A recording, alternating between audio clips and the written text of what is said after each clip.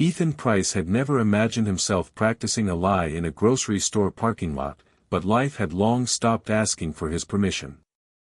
"Okay, sweetheart," he said softly, turning to his 6-year-old daughter, Lily, buckled into the back seat of their aging Subaru. "Daddy just needs a little help from someone nice for the school event, okay? Just for pretend. Mommy can't be there, but we can still make it special." Lily nodded with innocent trust, her 2 front teeth missing and her dark curls bouncing as she held tightly to her craft project, a cardboard heart with "My Family" written in pink glitter. Tomorrow was Family Day at Willow Glen Elementary. It was supposed to be a celebration, picnics, art displays, and the heart-melting moment when each child introduced their parents. For most kids, that was easy.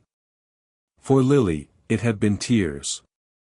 "Everyone's bringing a mommy and daddy," she had whispered at bedtime, the night before. "I just want my family to be like theirs, just once." Ethan had barely held it together. Widowed just weeks after Lily was born, he tried to be everything: father, mother, protector, playmate. But even Super Dad had limits.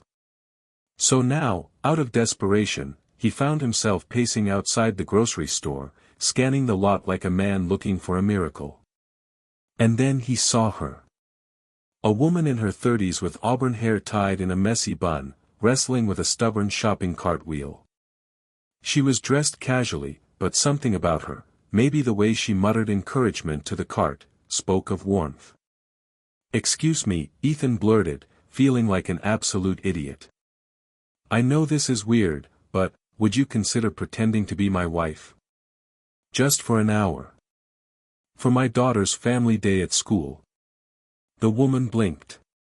Then raised an eyebrow. "That might be the weirdest pickup line I've ever heard." Ethan smiled awkwardly. "I swear, it's not that. My daughter, Lily, she doesn't have a mom. Not anymore. She just wanted a normal family. Just for a day. I don't want to lie to her, but I can't bear to see her feel less than any other kid." The woman looked over at the car. Through the window, Lily waved shyly, her little heart project pressed to the glass. "I'm Claire," the woman said after a beat. "And I'm free tomorrow." The next day at Willow Glen, the sun shone too bright, the laughter of children echoing like a symphony of hope. Ethan watched, heart pounding, as Claire walked beside Lily, hand in hand, like it was the most natural thing in the world. At the craft display, each child took turns introducing their family. Ethan braced himself for Lily's turn, unsure what she'd say, or how this would all unfold. But Lily, radiant in her yellow dress, stood proudly. "This is my daddy," she began, pointing at Ethan. "He makes the best pancakes and tells the silliest bedtime stories." Ethan smiled through the sting in his eyes.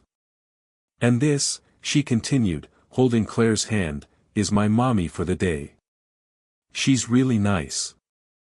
But what makes my family special isn't that we all match, it's that they both showed up for me. And love me a lot." There was a stillness in the crowd. A teacher blinked back tears. Claire squeezed Lily's hand gently, then knelt beside her. "Honey," she said softly, brushing a curl behind Lily's ear, "you know, showing up isn't just pretend. Today, I meant every minute of it.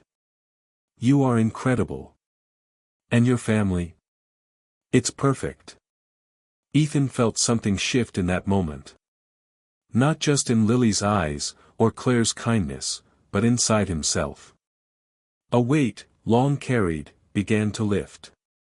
The event ended, but something beautiful had just begun. Claire stayed for dinner that night.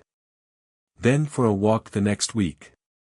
Then, eventually, for story times, pancakes, and quiet tears shared in the late hours of parenting.